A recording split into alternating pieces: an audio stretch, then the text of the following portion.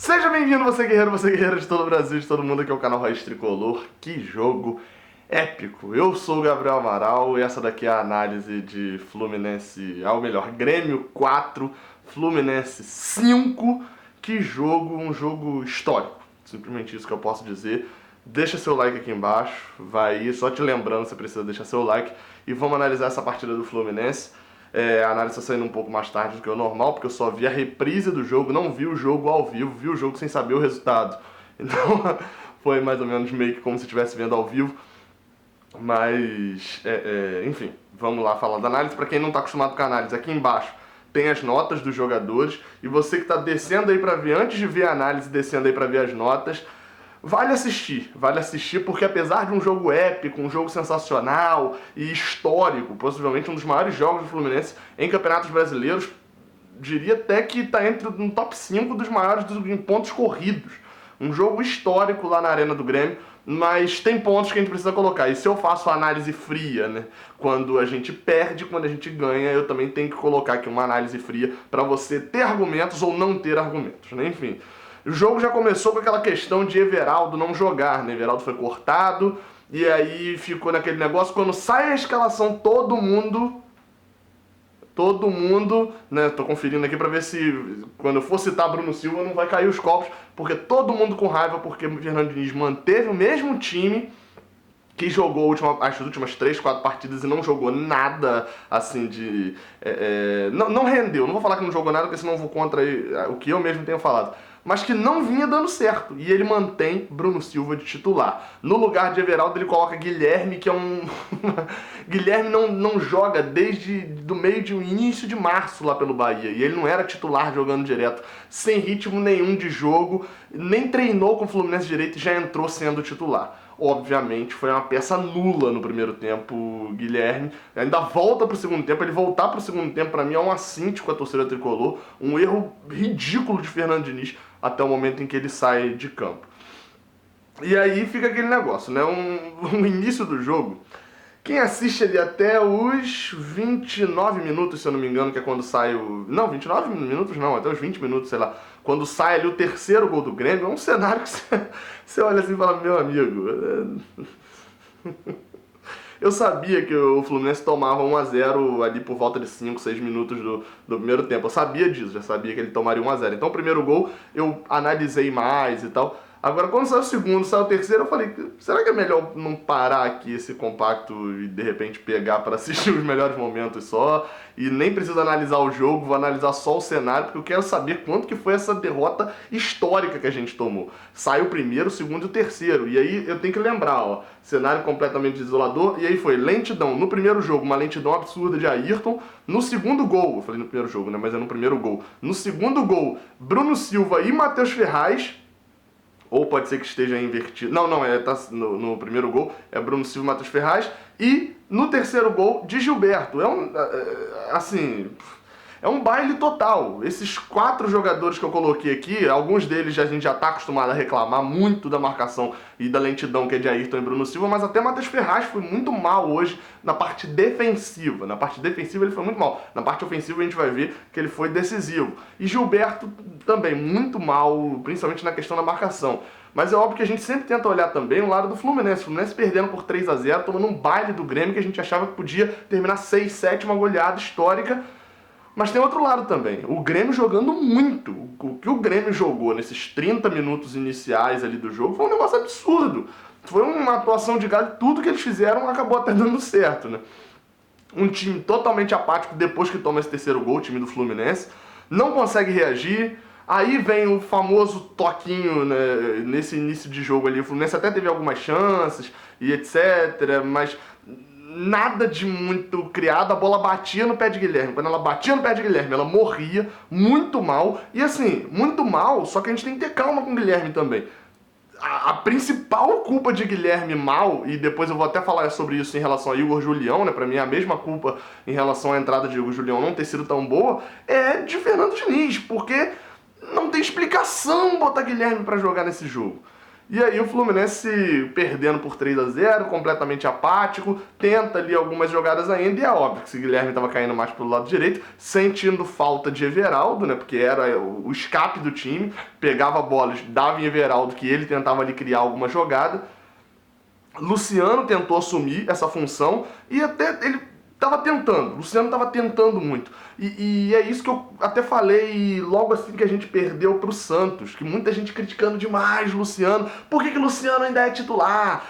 E pra mim hoje o Luciano foi o melhor em campo do Fluminense, sem dúvida. Porque era o cara que estava procurando o jogo. Eu falei, ó, o Luciano tá errando, ele se acha, enfim. Tem toda ali da questão da personalidade dele, mas dentro de campo não é ele não tem que ser substituído não. Ele tá mal, mas não tem que sair do time agora não. E provou hoje, fez um jogaço. Ele buscou a jogada, ele tabela com o Caio Henrique e chega para finalizar o primeiro gol, ele finaliza errado, Johnny completa, mas ele e Caio Henrique que armam a jogada.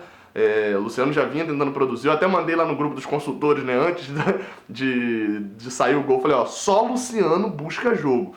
No lance seguinte, tabela o Caio Henrique e sai o primeiro gol do Fluminense, e aí a gente, beleza, foi lá, reagiu, fez 5-4, negócio histórico, né? Mas nada disso teria acontecido. A apatia que tava o Fluminense, mesmo quando fez o gol com o Johnny Gonzalez, todo mundo ficou naquela, 3-1, né? Tá bom, pelo menos 3-1 aqui não vai ficar tão vergonhoso. Vamos lembrar desses 30 minutos. Opa, olha Júlio César falhando. Júlio César, não contente em não deixar a gente cair pra Série B no ano passado, pegando aquele pênalti da América Mineiro, falou, acho que o Fluminense merece outro presente. E entregou a bola no pé de Luciano. Mérito também de Luciano, de mesmo com a derrota de 3-1, tá indo lá, correndo e pressionar o goleiro. E se você olhar em volta ali na câmera mais aberta, não tem jogador do Fluminense ali na frente. Então não tinha por que ele correr no goleiro, porque se o Luciano domina e faz o passezinho pro lado, ele correu à toa. E Luciano vai lá, se esforça, rouba a bola de Júlio César, faz o segundo gol e aí bota, não só bota o Fluminense no jogo, né? Esses 3 minutos ali entre o 3-0 e o 3-2, eles tiram o Grêmio do jogo. O Grêmio termina o primeiro tempo ali tocando para um lado, tocando para o outro, segurando o jogo. O Fluminense já, vamos segurar para ir pro vestiário, né? Porque 3-2 a gente vai voltar com tudo. Pro segundo tempo, quando eu olhei, eu falei, opa, Danielzinho voltou! Aê, Guilherme saiu. Ué, não foi Guilherme que saiu, ele tirou Ayrton. Ayrton tava mal, concordo, mas acho que ele tava tendo o mesmo nível de Bruno Silva na atuação no primeiro tempo, mas podia ter tirado Bruno Silva. Eu não entendo, ele não tira Bruno Silva, mas de jeito nenhum. Acho que se Bruno Silva sair na maca, ele... Vou jogar com a menos. E joga com a menos. Porque não é um absurdo, é um absurdo. É óbvio que eu vejo ali muita questão de confiança no jogador e etc. Mas, Diniz, não dá. E Bruno Silva até volta os 10 primeiros minutos jogando até bem. Ele até arma uma jogada ali ofensiva. Júlio César volta pegando tudo também, faz 3 defesaças, né? 3 milagres ali. Bruno Silva até volta ali bem, volta bem na recomposição também, fazendo alguns desarmes bons. Aí nessa hora eu dei uma subidinha na nota dele, né? Falei, pô, voltou bem, né? Jogou mal como todo mundo no primeiro tempo, mas tá voltando bem, etc.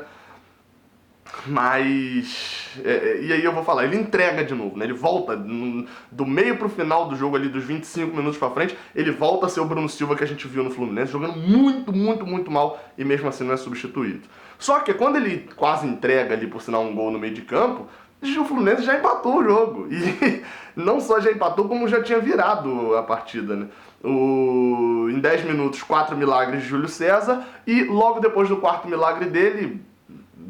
sensacional numa cabeçada de Matheus Ferraz, chute de Bruno Silva, enfim, numa cabeçada de Luciano, defesa, mais uma vez Luciano, e olha o Luciano de novo, defesa de Júlio César e Matheus Ferraz completa pro gol. É o que eu falei, Matheus Ferraz fez uma partida muito boa ofensivamente, não à toa ele sofre o pênalti também, que causa o quarto gol do Fluminense. O Fluminense voltou muito bem, amassando o Grêmio, mas porque o Grêmio se retrancou muito também. O Fluminense voltou muito mais vertical, muito mais ofensivo, mas acontecia o mesmo problema até sair o terceiro gol. Bola no pé de Guilherme é bola morta. Bola no pé de Guilherme é bola morta.